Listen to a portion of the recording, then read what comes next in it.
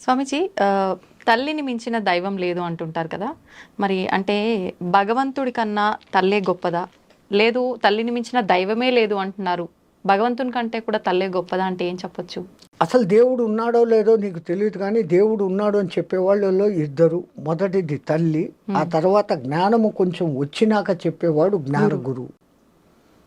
తో గురు బినా విద్యానహి అన్న మాట అందుకే వచ్చింది. దేవుడు గురువు ఇద్దరు నడిచొస్తుంటే నువ్వు ఎవరికి నమస్కారం పెడతావు అని రామదాసును తుకారం లాంటి వాళ్ళని అడిగితే నా గురువుకే పెడతాను ముందు, దేవుడు ఏంటి లెక్క.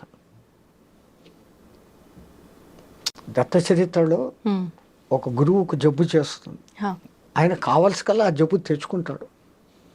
శిష్యులను పరిశీలన చేయాలని, నాకు రోగం వస్తుంది నన్ను కాశీకి తీసుకుపోండి, 6 సంవత్సరాలు ఈ జబ్బు ఉంటుంది, ఆ జబ్బు టైంలో నేను ఏం మాట్లాడతానో ఏం చేస్తానో అన్నీ భరించి నా ఒళ్ళు తుడిచి శుభ్రం చేసి నాకు భోజనం పెట్టే శిష్యుడు ఎవరైనా ఉన్నాడా మీలో అంటాడు. కుష్ఠరోగం అంటేనే డేంజరు, అది మళ్ళీ అంటువ్యాధి, మేము రాము అంటాడు. దిలీపుడు అనే ఒక శిష్యుడు గురువా నేను వస్తానంటాడు. ఈయనతో పాటు కాశీకి తీసుకెళ్తాడు. ఆయనకు ఆ మరుసదినమే కుష్ఠవ్యాధి సంక్రమిస్తుంది. పోయి భిక్ష తెస్తే సరిపోలేదు అంటాడు. రోగం వచ్చింది కదా అని చెప్పేసి సేవలు కదా నానా తిట్లు చీదరించుకోవడం అన్నిటినీ భరిస్తా సేవలు చేస్తాడు. 5 ఏళ్ళు అయినాక దేవుడు ఆయన ఎదురుగా ప్రత్యక్షమవుతాడు ఆ దీపకుడి ముందు. శబ్బాషరా, నీ వంటి శిష్యుడిని నేను ఎక్కడా చూడలేదు, నీకేం వరం కావాలో కోరిక ఇస్తాను, మా గురువు గారిని అడిగి చెప్తాను అంటాడు. నేనే ప్రత్యక్షమై ఉంటే గురువు అంటావు ఏమిరా అని. ఆ గురువు ఉండబట్టి గురువు మంత్రం ఇస్తే నువ్వు కనపడతావు, రామ మంత్రం ఇస్తే రాముడిగా నువ్వు కనపడతావు, కృష్ణ మంత్రం ఇస్తే కృష్ణుడిగా నువ్వు కనపడతావు, విష్ణు మంత్రం ఇస్తే విష్ణువుగా కనపడతావు. నాకు నువ్వు కనపడేదానికి మార్గదర్శకుడు నా గురువే. కాబట్టి ఆయన పర్మిషన్ తీసుకొని వస్తానంట. పోయి గురువుగారు దేవుడు కనపడినాడు, వారిందో వరం అడుగుతున్నాడు, మీ రోగం తీరిపోయేటట్టు వరం అడుగుమంటే, నాకు సేవలు చేయలేక అల్లాడిపోతాండవా, అక్కడ కూడా పరీక్షలు మళ్ళీ. అందుకనేనా ఇది తీసుకొని వచ్చాను. అబ్బాయి నాకు ఆ ఉద్దేశం లేదండి, పోయి నాకే ఏది అక్కర్లేదు, ఏం రా అట్లా అంటాడు. నా గురువు ఇష్టపడ్డావు. మళ్ళా ఇంకోసారి వస్తాడు దేవుడు, ఒరే ఈసారన్నా కోరుకోరా, నీ గురువుకు నేను బాగా చేసేస్తాను, ఆయన కర్మంతో పరం తిరగకుండా ఈ జన్మలో నువ్వు మారుస్తావు, ఆ బ్యాలెన్స్ వడ్డీతో సాగు వచ్చే జన్మలో పడాలా, నువ్వు వద్దు, నీ వరాలు వద్దు, మా సేవ మా తిప్పలు నన్ను పడినాను. ఆయన ఇంత హింసిస్తానాడు కదా, నాకు అది హింస కాదు, శిక్షణ. ఓకే, కాబట్టి నేను శిక్షగా భావించలేదు, ఒక శిక్షణగా భావిస్తాను, అక్కర్లేదు బాగుంటాడు. అది భక్తి. ఇది విన్నాక గురువు అప్పటికప్పుడు తన రోగాన్ని మానుకుంటాడు. ఆయన నాటకం వీడిని శోధన చేసేదానికి. ఓకే, శబ్బాషరా, నీలాంటి శిష్యుడు నాకు ప్రపంచంలో ఇంకెవడు ఉండడు,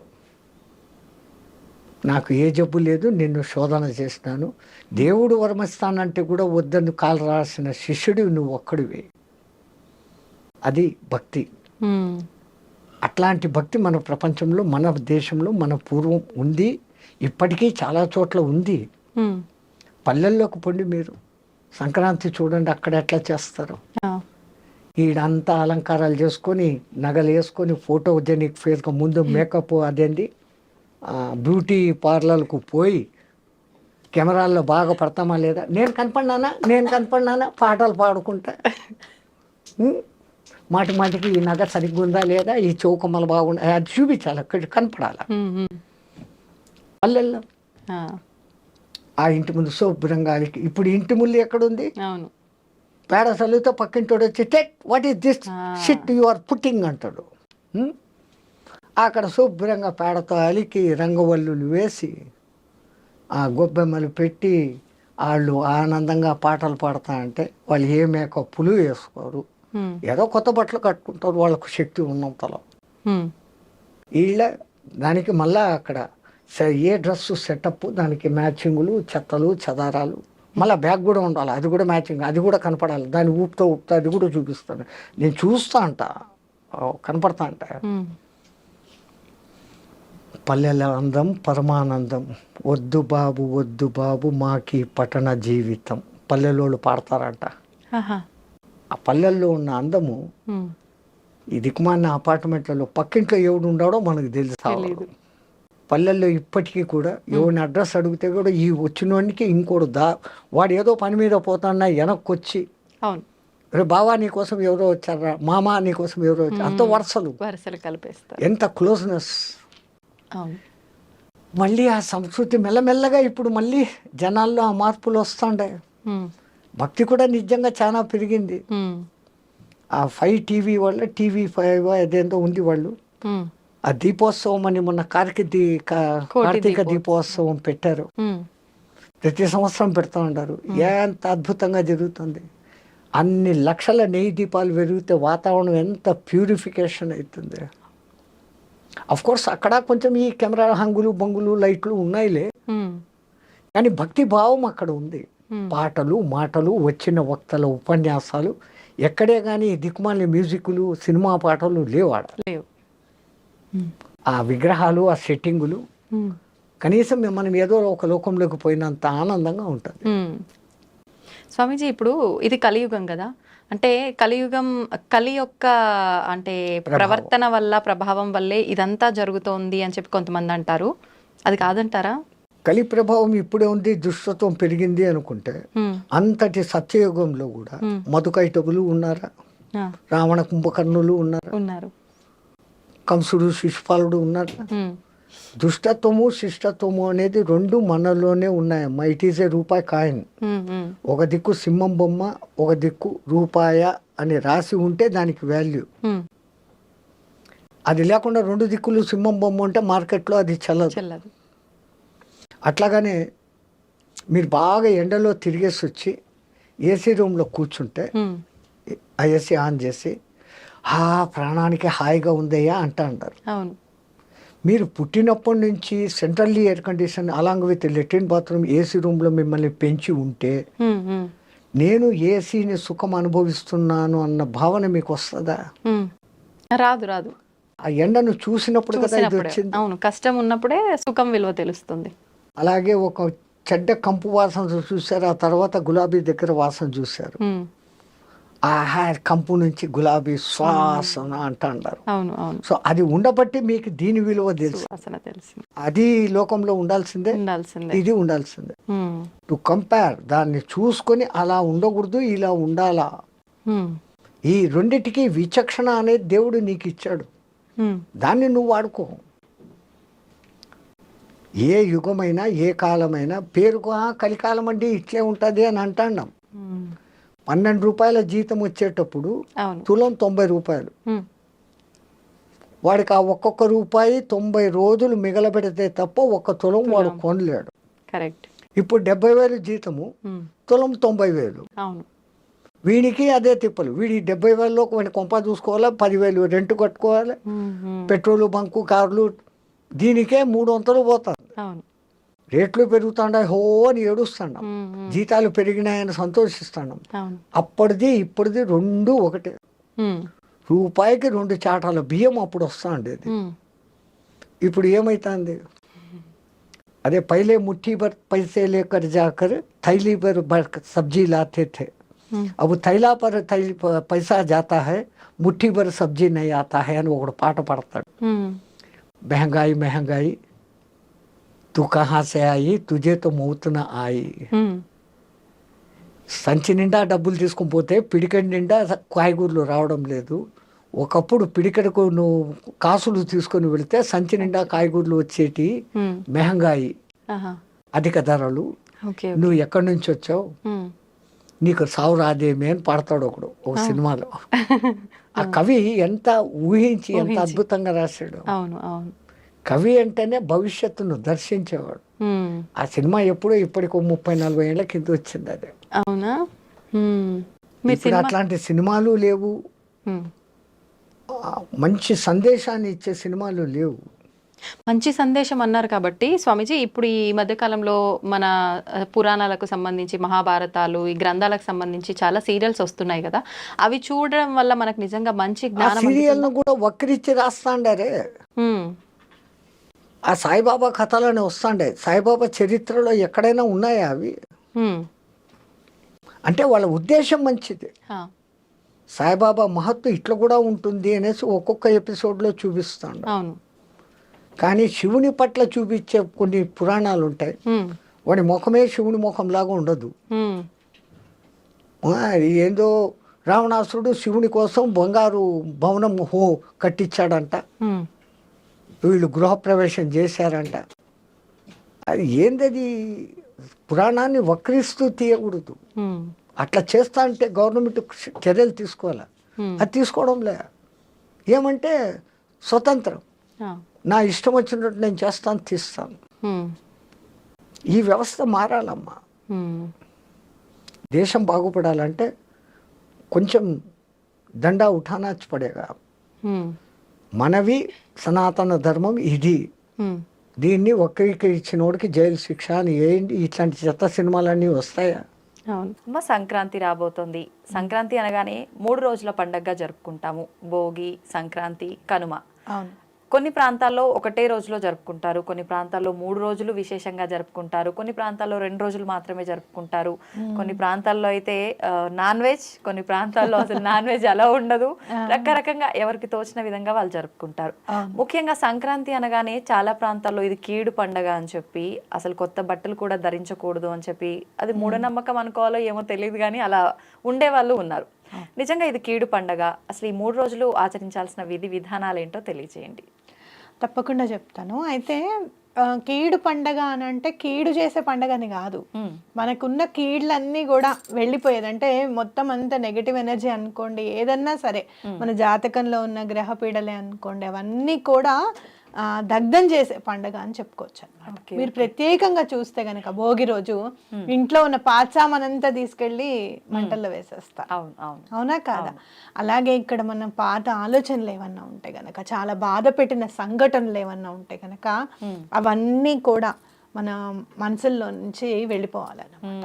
అయితే ఎప్పుడైనా కూడా భగవంతుడు మనిషికి ఇచ్చింది వరం ఏంటి అంటే మరుపు.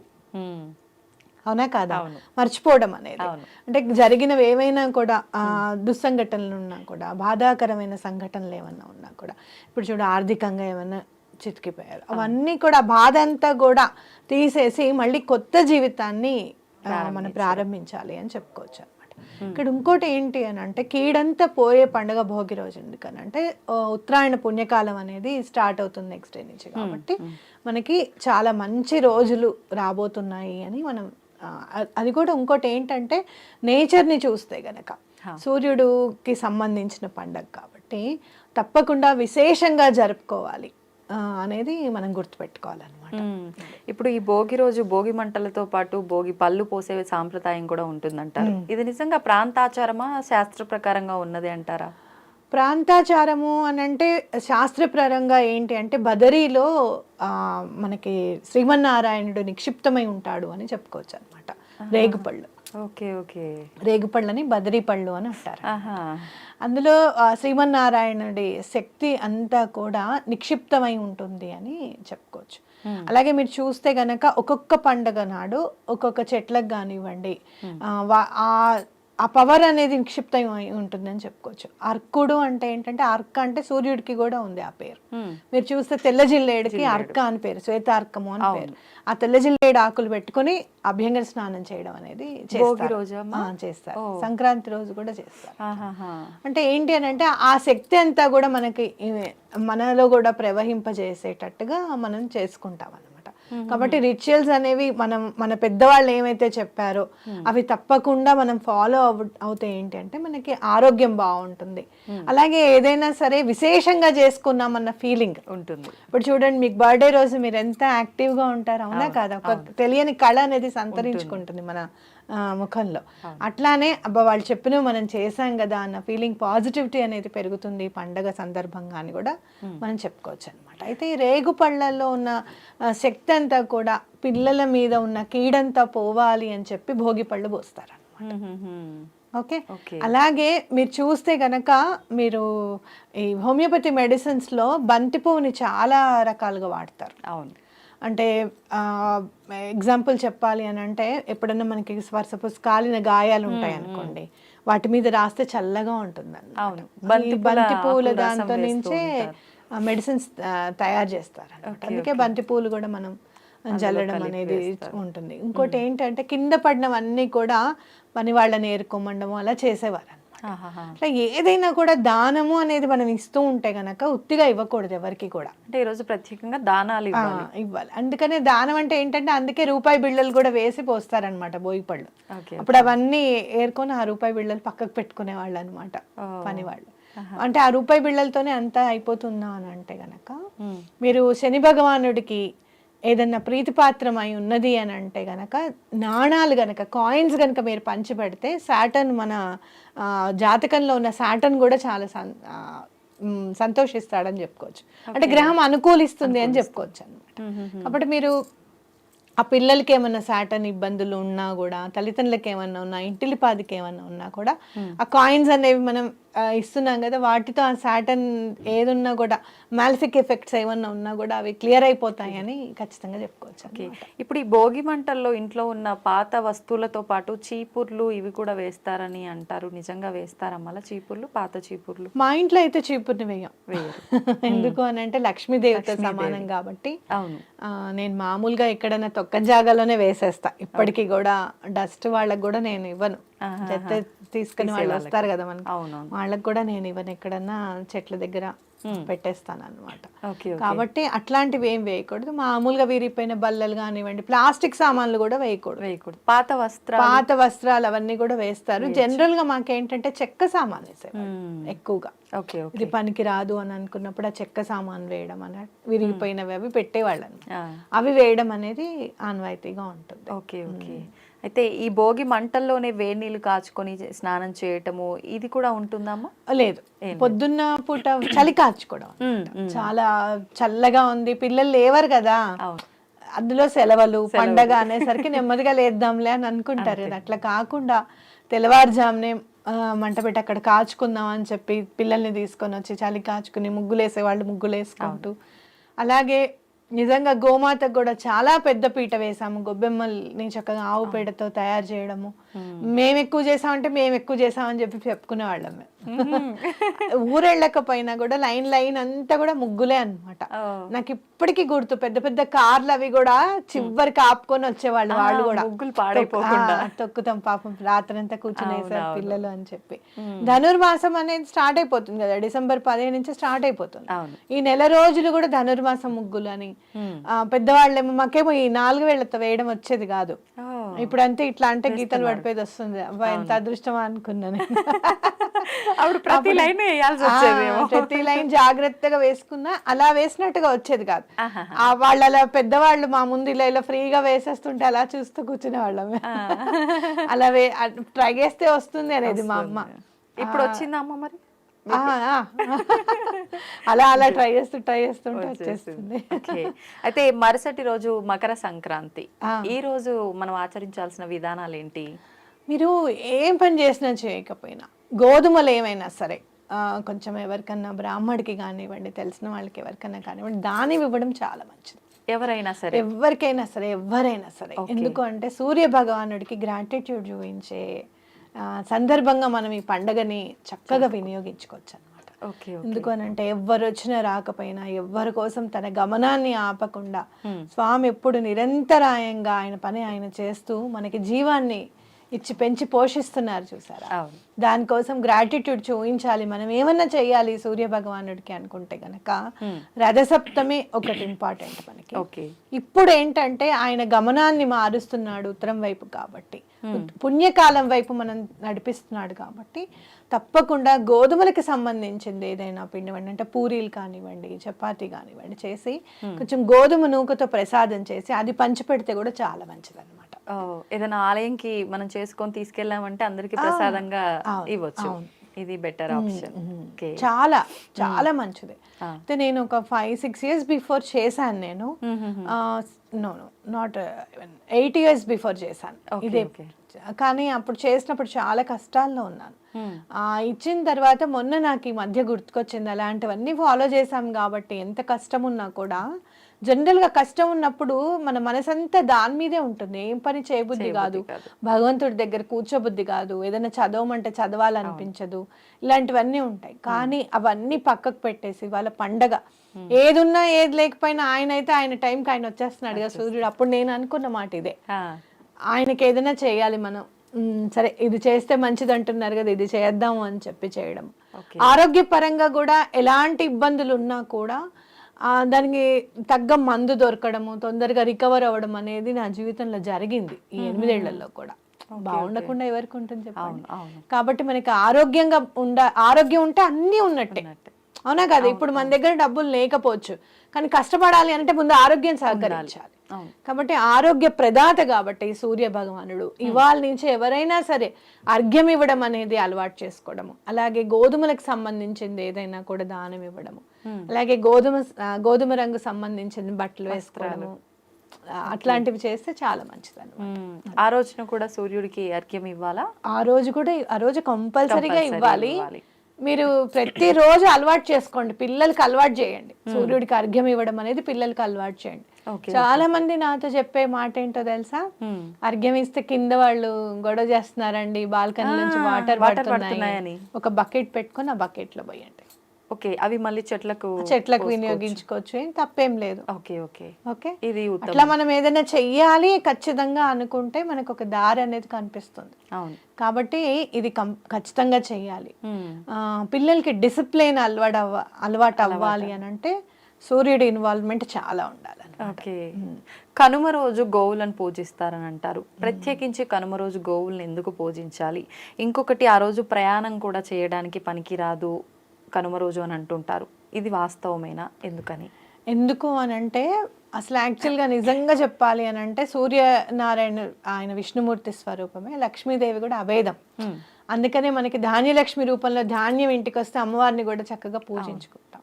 ఏ ధాన్యం అయితే మనకి ఇంటికి రావడానికి ఇప్పుడు యూజ్ అయ్యేదేవి ఎద్దులు, మన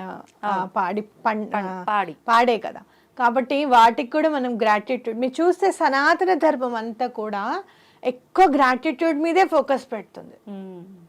ఎవరైనా వచ్చినప్పుడు భోజనము అని అడిగినప్పుడు తప్పకుండా ఇవ్వు, అన్నదానం చేయి, లేకపోతే విద్యాదానం చేయి, ఇలాంటివన్నీ కూడా సనాతన ధర్మం. మీరు పండుగల్లో చూస్తే ఋషులు మునుల ఈ రోజున ఇది ఇంపార్టెన్స్ సిగ్నిఫికెన్స్ ఇచ్చాక కూడా జస్ట్ ఫాలో అవ్వడానికి మనకి బాధ, ఎవరు చేస్తారులే, ఎన్నో ఏళ్ల నుంచి చేస్తూనే ఉన్నానులే అని అనుకుంటాం మనం. కానీ నువ్వు చేస్తావు, కానీ ఈ 2025 అయితే మళ్ళీ రాదు కదా, నెక్స్ట్ 26 వస్తుంది కదా, ఈ రోజు ఎప్పుడుదప్పుడే. కాబట్టి పశువుల్ని కూడా చక్కగా అలంకరించి అవి కూడా మన ఇంట్లో భాగస్వాములు అని చెప్పి వాటికి కూడా మనం ఒక గ్రాటిట్యూడ్ చూపించినట్టుగా మనం భావించవచ్చు అనమాట. అయితే కనుమ రోజు కదలకూడదు అని అనుకుంటే గనక ఇంట్లో అంతా పండగ అంతా ఉంటుంది, వాళ్ళకి ఒక సెలవు అనేది ఇంపార్టెంట్ కదా. అటు వాడికైనా కానీ ఇంట్లో పనిచేసే వాళ్ళకి కానివ్వండి, ఇంపార్టెన్స్గా సెలవు ఖచ్చితంగా ఇవ్వాలి అని చెప్పి రావద్దు, కదలద్దు అని చెప్పారేమో. కనుమనాడు కాకైనా కదలదు అని అంటారు అనమాట. అందుకని అన్నారేమో అని నా భావన. ఓకే, గత సంవత్సరం సంక్రాంతి సమయంలో తీసుకుంటే ఆడపడుచుల ఒకరికొకరు గాజులు పెట్టించుకోవాలని చెప్పి, అక్క చెల్లెలు ఒకరికొకరు గాజులు పెట్టించుకోవాలని, లేదు అంటే ఒక్క కొడుకు ఉన్న వాళ్ళు టవల్ కప్పాలని, ఇలా రకరకాలుగా, లేదు అంటే కీడు వాళ్ళకి అని చెప్పి రకరకాలుగా చెప్పడం జరిగింది. కొన్ని ప్రాంతాల్లో ఇవన్నీ ఆచరించారు కూడా. మరి ఈసారి ఏమైనా అలాంటివి, గాజులు పెట్టించుకోవడం లాంటివి ఇంకేమైనా వచ్చాయా ఇలాంటివి? ప్రత్యేకమైన కీడుతో అయితే కూడినది ఏం కాదు సార్ సంక్రాంతి. ఒక్కొక్కసారి ఏమవుతుందంటే బలానా టైంలో ఏదైనా సంక్రమణం జరిగిందనో, లేకపోతే ఇలా చేస్తే గనక ఏదైనా ఆ తిథి ప్రకారంగా కానివ్వండి, లేకపోతే ఏదైనా ఆ రోజు ప్రకారంగా కానివ్వండి, ఏదైనా కొత్త గొప్ప కీడు ఉంటే ఇది చెయ్యండి, ఇది చేస్తే బాగుంటుందనే కానీ అది చేయకపోతే ఏదో అయిపోతుంది అనేది కాదు. ఇప్పుడు గాజులే ఇమ్మన్నారు, ఆడపడుచుకి ఏమవుతుంది? అవునా కాదా? ఎక్కడో ఉన్నారు అనుకోండి, ఫర్ సపోజ్ మీ ఆడపడుచు ఎక్కడో ఉన్నారు, వదిన నేను ఇవ్వలేకపోతున్నాను, ఇగో ఈ 500 వేస్తున్నాను వదిన, మీరు కొనుక్కొని మీరు వేసుకోండి మేము ఇచ్చినట్టు, అంటే ఆ అమ్మాయి ఎంత హ్యాపీగా ఫీల్ అవుతుంది, నన్ను గుర్తు పెట్టుకున్నారు అని చెప్పి. కాబట్టి ఏదైనా కూడా మన ఆ బంధాలని ఇనుమడింపు చేసే విధంగా ఏదన్నా ఉంటే కనుక ఖచ్చితంగా చేసుకోవచ్చు. కాకపోతే చేయకపోతే అమ్మో ఏదో అయిపోతుంది అనేది మాత్రం భయపడకూడదు అనమాట ఎప్పుడు కూడా. అది సంతోషమ్మ, చాలా మంచి విషయాలు తెలియజేశారు. నిజంగా ప్రతి ఒక్కరిలో సంక్రాంతి అనగానే కీడు, నిజంగా ఏదో జరిగిపోతుంది మాకు ఈ భయంలో ఉండిపోతారు. అవును, నిజంగా అది మనలో ఉన్న కీడుని తీసేసేది. చాలా మంచి రోజు. మీరు ఒక్కటే ఉత్తరాయణ పుణ్యకాలానికి ఆద్యం చక్కగా, అలాంటప్పుడు ఆ పండగ మంచిదే అవుతుంది కానీ చెడెందుకు అవుతుంది. ధన్యవాదాలు.